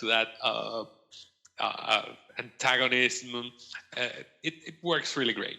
Yeah, I mean, it's basically every underdog story in the 1980s. I mean, that's basically what it is. And I love that it touches into that nostalgia, and with the use of songs, with the way that it's structured and stuff like that. It's like but yeah, it's such a fun movie, and I agree. It's one that's definitely worth checking out. I'm glad that you brought this because it gave me a chance to rewatch the movie, which I hadn't done in a while, and it's just such a fun documentary. It's one of the it's a movie that just reminds you that it's like sometimes even documentaries can be fun, and it's like we've got a lot of heavy subject here in the rest of our choices. So having one where it's like, oh, this is almost like popcorn movie documentary, and it's like you don't really get that too often. But it's definitely a crowd pleaser in every sense of the word. So we're gonna go to my third choice, and this actually came out in 2005. It is from the great Werner Herzog, and it is his 2005 film about the life and death of Timothy Treadwell in Grizzly Man. I had a friend of mine that I worked with who was absolutely a fan of Herzog's work, and I actually saw Grizzly Man with them for the first time in theaters. And one of the things that's interesting about Herzog is he is a filmmaker who he goes between narrative films and documentaries, and I think that's always really interesting when you see a filmmaker do that. Scorsese's done some documentaries. Spike Lee obviously has done some documentaries. And to see, but the thing that's unique about Herzog, I think, and one of the things that I think makes him one of the best in both the narrative realm as well as the documentary realm, is that there's an authenticity to his narrative films. There's also a level of, it's hard to imagine that the stories he's telling in his documentaries are true.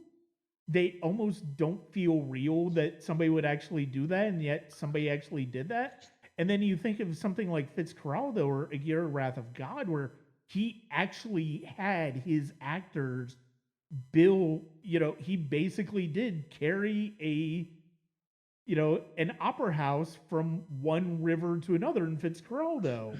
He really did have those people on Rafts in Aguirre Wrath of God, and it's and the life of Timothy Treadwell, who spent 13 years going into Alaska and spending summers with the bears that were in this animal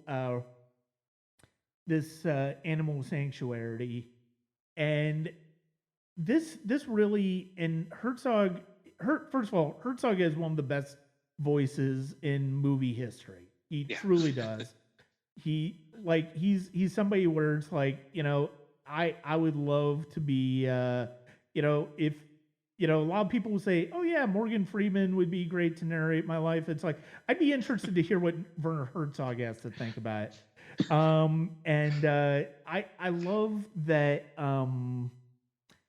you do feel like you're watching a filmmaker discover a kindred spirit in Timothy Treadwell, who did these things that are just absolutely nuts, spending all this time with bears, but it's something that he genuinely loves, and but at the same time, you look at the way he died and you go, well, of course he did. That was bound to happen at some point. What was your first experience watching Grizzly Man? Was it for this podcast, or do you see him before?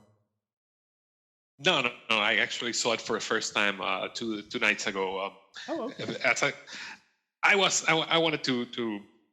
I've been hearing great things about it for a long time. So when you brought it up, I said, I'm going to watch it and see what it's about. And this is my second Herzog documentary. That I saw Lo and Behold a couple of years ago. I think it was last year. And that's right up my alley because I work IT. And I thought it was really interesting. And this is my sixth, counting the documentaries, I think my sixth film of Herzog.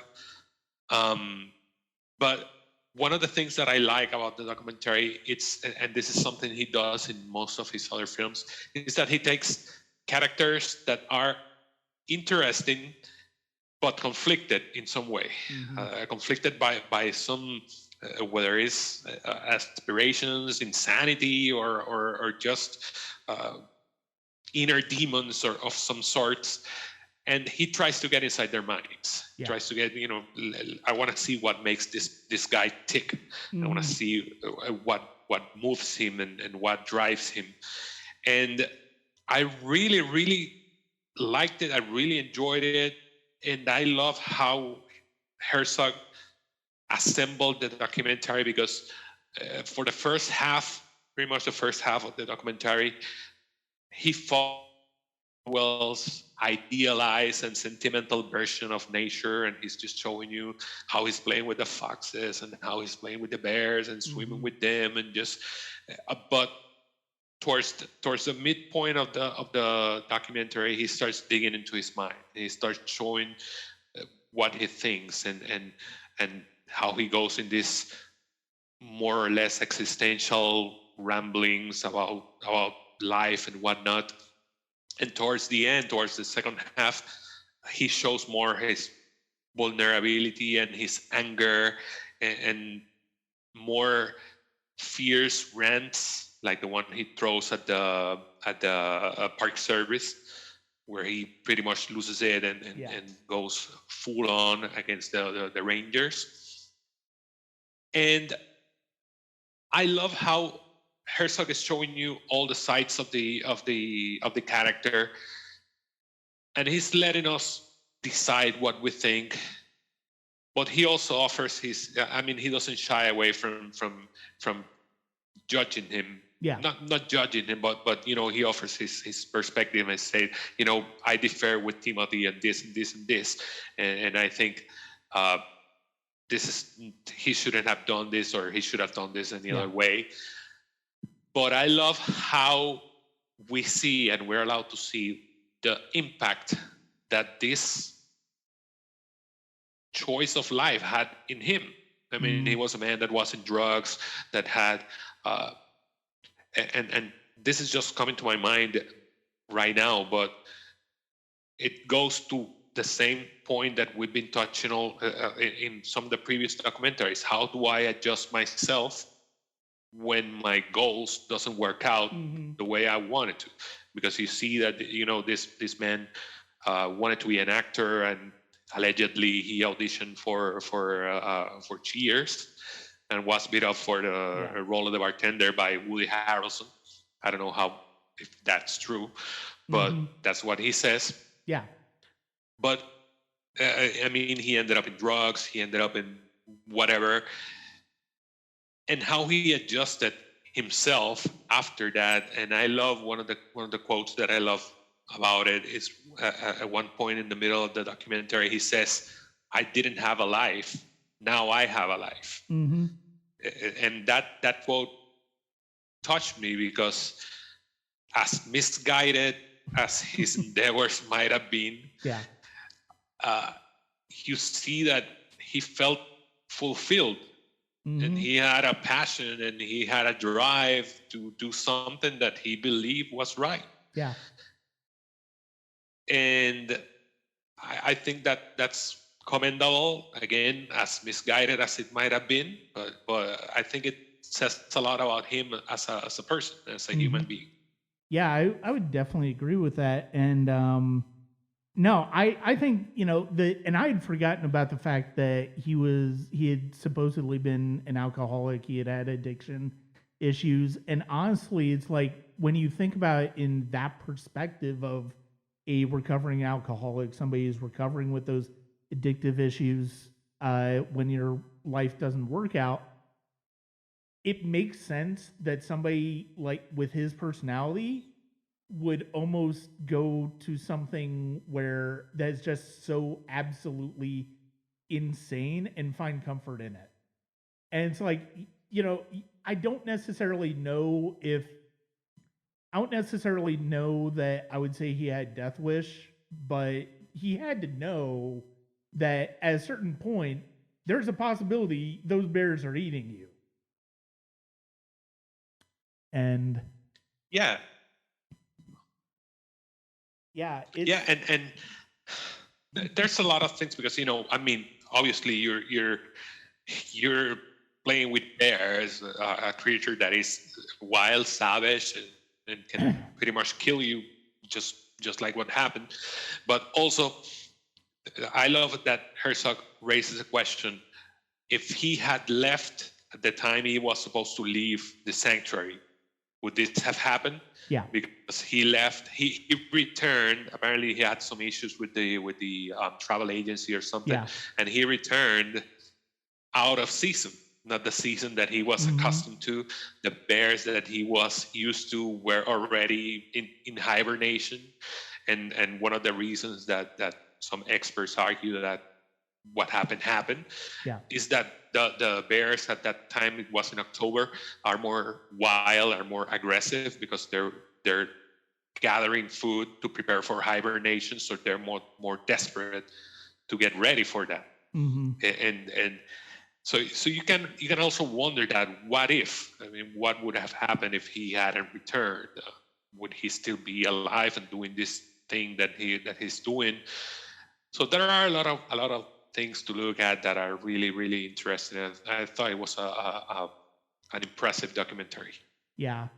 It's funny with the reputation of Herzog has, as far as going to the extremes when it comes to his narrative films. You think about the history with Klaus Kinski and his films. You think about Fitzcarraldo, Aguirre, Wrath of God, that he would make sure that he would simply show us listening to Timothy Treadwell's death, as opposed to playing it, is tremendous restraint. And honestly, I think is about as it's. You can see a dozen other filmmakers making that like the centerpiece of the movie, is presenting that. Think about all the documentaries we have of 9/11, where it's like we just are seeing the towers come down all the time, and it's just one of those things where it's like it says something about Herzog, and it might be, and it's probably the story, and it's probably the way that he doesn't. It's probably part of his way that he doesn't want to show. He doesn't want to be exploiting what happened with Timothy Treadwell in his film, and certainly, and because of the fact that it wasn't just Timothy Treadwell who died that day. I think that's a huge part of it, but it's also one of the most powerful images in the entire film is us just watching him listen to it and then afterwards saying, "Oh, you must never listen to it," as if the friend is ever going to listen to it ever, because I can't imagine anybody wanting to do that. But I love that I love that pretty much most of the images that we get here are Timothy's, the ones that he filmed. And it's a lot of stuff. I mean, yeah, we get panoramas and stuff like that. There's obviously some beautiful imagery. I love the fact, I love the, I love what we're seeing of this landscape. You can see why somebody would want to go back summer after summer, and then you realize, oh, hey, he's living with the bears. I'm not sure I would feel comfortable with that. But no, it's you love the you love I love Herzog has a lot of praise for him as a filmmaker, and Timothy Treadwell was a filmmaker, and I think that's a lot of that is justified when you look at some of the more improvised moments that he captured, and there's and not to say that he's not to say that Timothy Treadwell would have necessarily been a great filmmaker like a Werner Herzog, but it's like there are even filmmakers who are middling are capable of moments of like genuine beauty, genuine imagination, especially with something like documentaries where it's like you are sometimes you're going to capture a moment you didn't expect to capture. And I think that's one of the things that is just lovely about this. Yeah, Herzog is a beast of a storyteller. He always has been. He's always his next documentary after this was Encounters at the End of the World, which he dedicated to Roger Ebert. And that was when Roger Ebert was going through his health issues, and it was, and I love Roger Ebert is a big reason why I gravitate towards Herzog, and it's one of those things. The more you watch about Herzog, the more you see that there's something very particular about his films, whether it's a documentary like Grizzly Man or, and he's told different stories different ways. Like he told his documentary Little Dieter Learned to Fly he eventually sort of did a fictionalized version of that similar story in Rescue Dawn. And it's interesting to see those two movies and to see how he approaches the Hollywood version of it in Rescue Dawn versus how he plays the real life version in Little Dieter Learns to Fly. It's fascinating, and I think that's one of the things that makes him such a special documentarian. Yeah, I Rescue Dawn was the first film I saw of his back shortly after it was released, and I have to admit it was a bit of a turnoff. The film wasn't bad, but I didn't think it was great. But what really turned me off was reading about the real life of Dieter Dengler, and how he manipulated some facts for the sake of his narrative film, and how he manipulated the truth of some of these people that were with Dieter just to maybe idolize him because he clearly admired him. Yeah. And I must say that it was a bit of a turnoff, and it took me a while to decide to get into his other films, more praised films like Aguirre or Fitzcarraldo, both of which I saw like a couple of years ago, and I love both. But he definitely takes a liking to his characters, whether they are real life or fictional. And that's something that you can clearly see with Timothy. And I definitely think that he sees maybe himself as a young man, as a young documentarian, making all the crazy things that he made when he was younger. Maybe a bit of parallelism with all the crazy things that Timothy was doing himself. So maybe that's a bit of why he highlighted all the things that Timothy was doing as a filmmaker or as a documentarian, and I admire that from Herzog. Whatever I think of some of his decisions, like for example what I said in Rescue Dawn, but I admire that the way he approaches his characters. Mm-hmm. Yeah.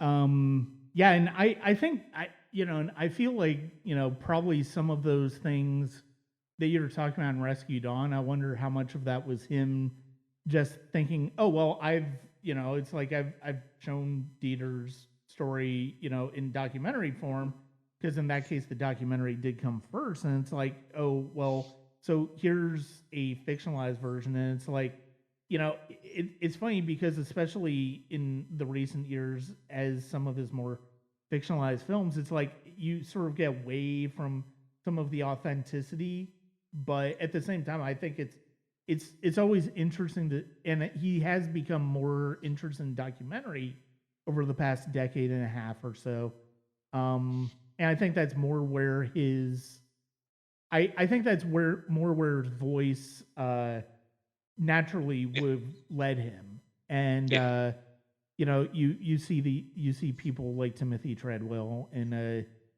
Dieter Dangler, and it makes a lot of sense that he would gravitate towards those. So that will bring us to our final documentary discussion, and this is going to be a good one. This was my first time watching it, actually.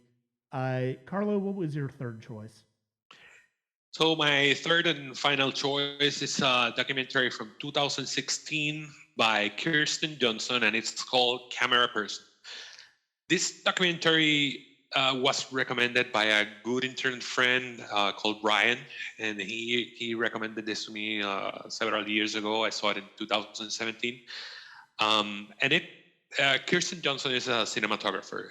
She has worked with Michael Moore on various documentaries. She has worked with several other filmmakers as a cinematographer, and this documentary chronicles her 25-year career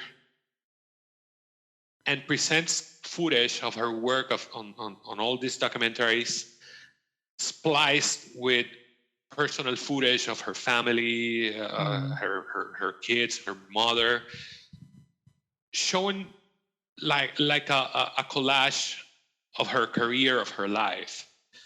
And I always say it's one of the most emotional pieces of cinema I've seen, which is impressive considering that I mean, again, there's not a structured narrative. It's just bits and pieces of different documentaries, unrelated documentaries. There's little dialogue, and yet I believe that all these images speak for themselves. And there's a power to all the little bits of life that you see in all the little things that she puts, especially the bits with her mother, which I think were the most touching or the most poignant. And there are, for example, there's footage of an up-and-coming boxer and how he's frustrated about losing a fight. There's a footage of families struggling for survival in post-war Bosnia. There's a footage of a Nigerian newborn struggling to breathe. And one of the things that I got out of this is that everybody's struggling to live or survive in some way, achieve something, breathe, and those struggles are shared by everyone. Yeah. Doesn't matter if you're in. It doesn't matter if you're in Bosnia, if you're in Nigeria, if you're in the U.S., in Puerto Rico, or anywhere else. We all want to live. We all want to breathe. We all want to survive and achieve something. And Kirsten Johnson achieves that and drives that message with only these images that she splices together, and it's really powerful. It's really powerful. Like I said, from a newborn wanting to breathe to her mother struggling to remember things. Yeah, it's really powerful. Yeah, this is sort of it's funny because of the fact that it's like this is sort of like 4 of the movies we've talked about are very conventional documentaries. I think, we both kind of talked about Bowling for Columbine. I look at that as more of an essay, sort of a political essay from a narrative standpoint. This one is very much more of a tone poem, but I think that's why it's so powerful, because of the fact that I think, one of the things that I think I love about what Kirsten Johnson does in this movie is, and if you're not familiar with her name, she also did Dick Johnson's Dead a couple of years ago about her father's last years in his struggles with Alzheimer's and or dementia, actually. I think it was dementia. I mean, they both operate in very same ways, but yeah. And so the fact that she's using, one of the things that's so intriguing about this, and one of the reasons I think this is very much a must see, especially if you're a filmmaker, especially if you love films and you want to make films. I think this is an important thing to watch because one of the things that I think Johnson does so well in this film is she shows how camera placement can impact everything in how a particular moment lands with us. And the moment that comes to mind especially is when she is talking to the young girl who's pregnant, who's wanting to get an abortion. We never see her face. We just see her from the waist down.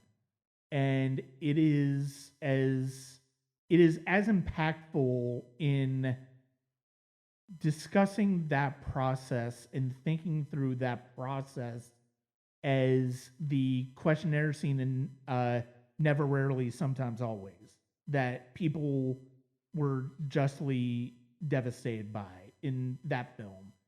And I think it's one of the most powerful moments, not just because of the fact that it's this profound life and death situation, but the way Johnson films it.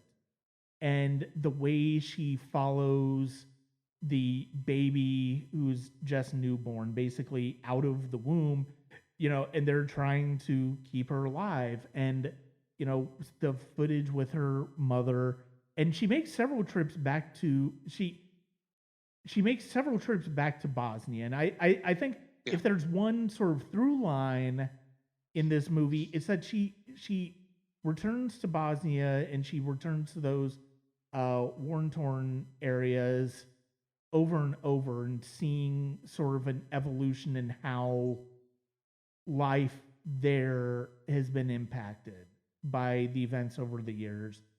And this film actually kind of remind me of Richard Linklater's Waking Life, which is, now that granted that is a narrative that's based on, it's an idea that Linklater had where it's like this person continually in a dream state, can't get out of the dream. But what makes me think of that when it comes to Cameraperson is the fact that this movie moves from moments to moments. Like you said, it's not a narrative, it's not a linear structure in terms of a story it's being told. It's from moment to moment, and each moment seems to build upon the moment before.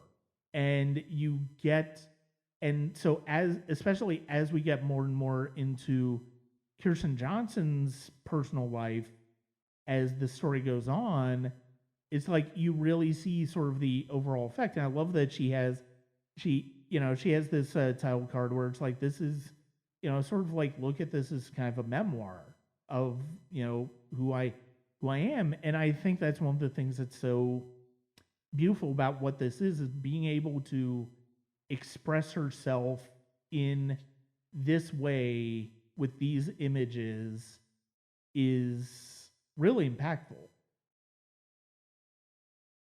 Yeah, I definitely agree. And it's I mean, there are several moments throughout the film that I find myself moved. And again, you see this constant struggle to survive, and it's something that I mean, we've seen ironically through all or most of the documentaries that we've been talking about. You see that struggle to do something, to achieve something, to live, to achieve a record, to live with the Bears, or to be a basketball player, or whatever. And it's beautiful how she manages to piece together all these images in a way that feels like, I love what you said about it feels like a poem, and it feels that way. It feels poetic, even without that narrative structure, but you can see what she's driving to, and you can see her heart fully put into this. Mm-hmm. And it's a documentary, again, that always moves me. This is another one that I always have a hard time speaking about, just because of that, just because of how much it moves me, how emotional it is. And that's why I wanted to bring it up. Oh, and I'm glad you did. It is available on the Criterion Channel. I'm glad I got a chance to see it, and it's yeah, I agree. I think it's just a beautiful. It's a beautiful little study. Even if nothing else, it's just a beautiful study in how moving pictures can impact us. And even if on the surface they have nothing in common with one another, how they essentially combine if you put one in front of the other. And it's like you listen to the words of the woman, the young woman struggling about whether she should get an abortion, what that decision is.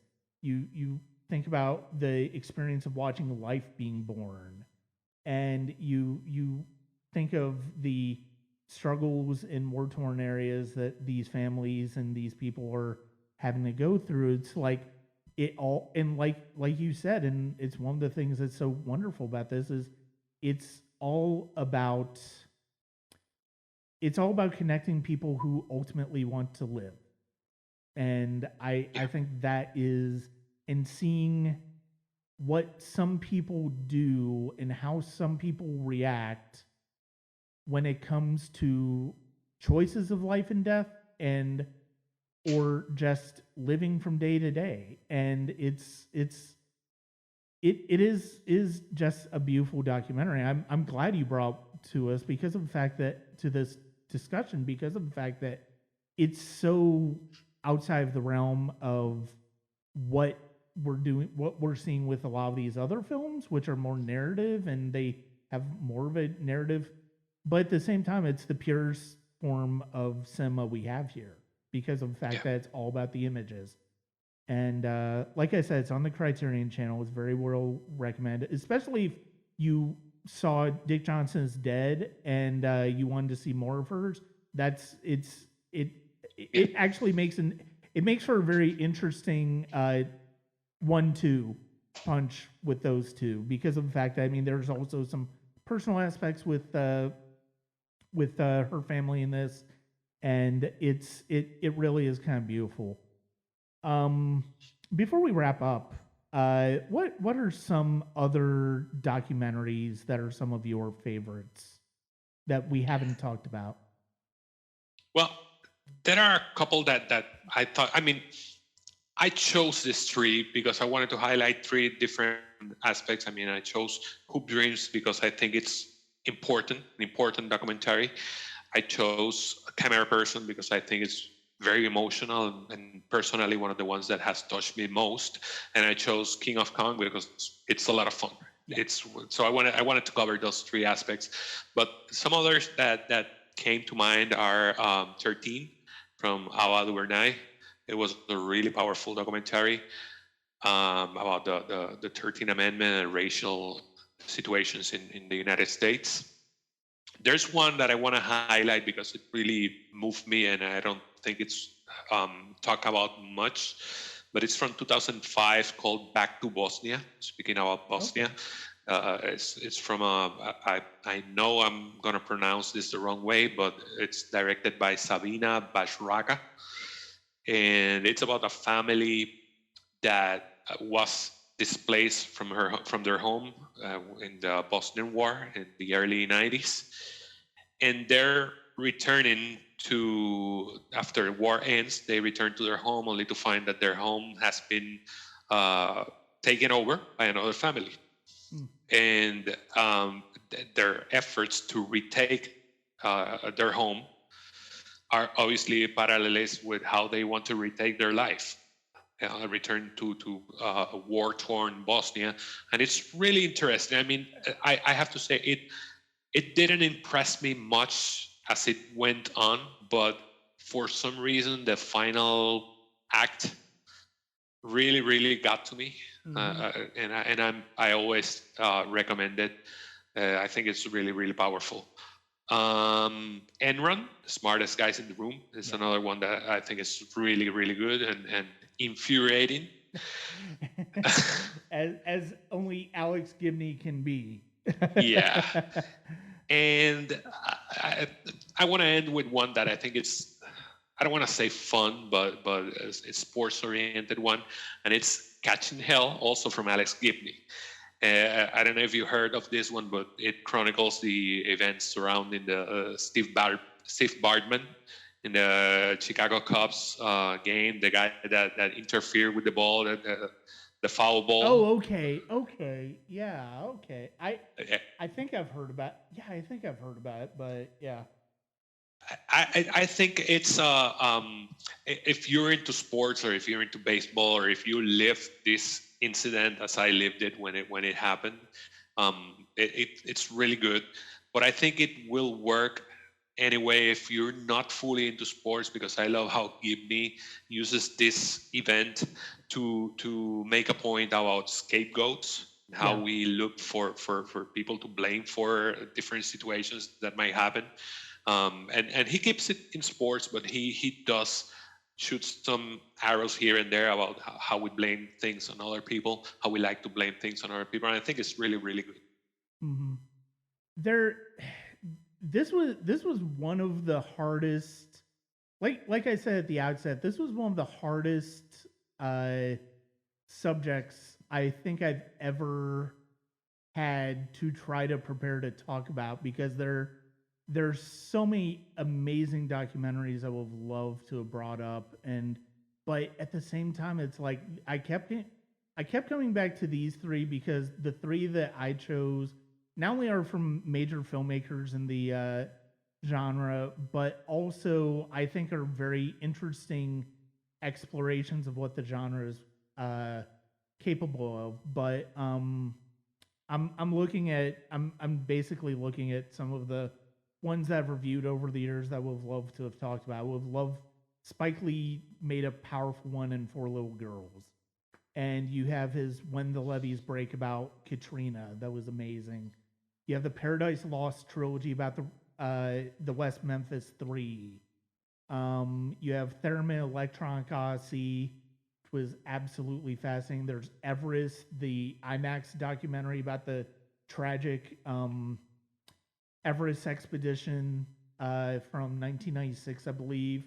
Uh, Two that I really would have loved to have talked about, but again, I didn't necessarily bring up because of availability. Integrate Silence, where a filmmaker gets to spend time with a secluded sect of Carthusian monks, and it's just absolutely mesmerizing. In the realms of the unreal, the mystery of Henry Darger, about one of the most unusual experimental artists known to man. Michael Abdet's Up series, which was another one that was long championed by Ebert. Rest in peace for Michael Apted. Uh, that we're not going to probably get another one there. Um, and then just in the past few years, there's a documentary a friend of mine, a filmmaker friend of mine, made that it's a documentary short that I absolutely love. It's called Jay. It's about a painter who went through some trauma and how that comes through in his art. It's beautiful. I'm Not Your Negro is fantastic. There's a documentary feature called The Fourth Kingdom that I love. Won't You Be My Neighbor about Mr. Rogers. The Minding the Gap. The Painter and the Thief from last year. Feels Good Man from last year. I mean, there's so many terrific documentaries. I mean, these any of these would have been fantastic ones to talk about in depth.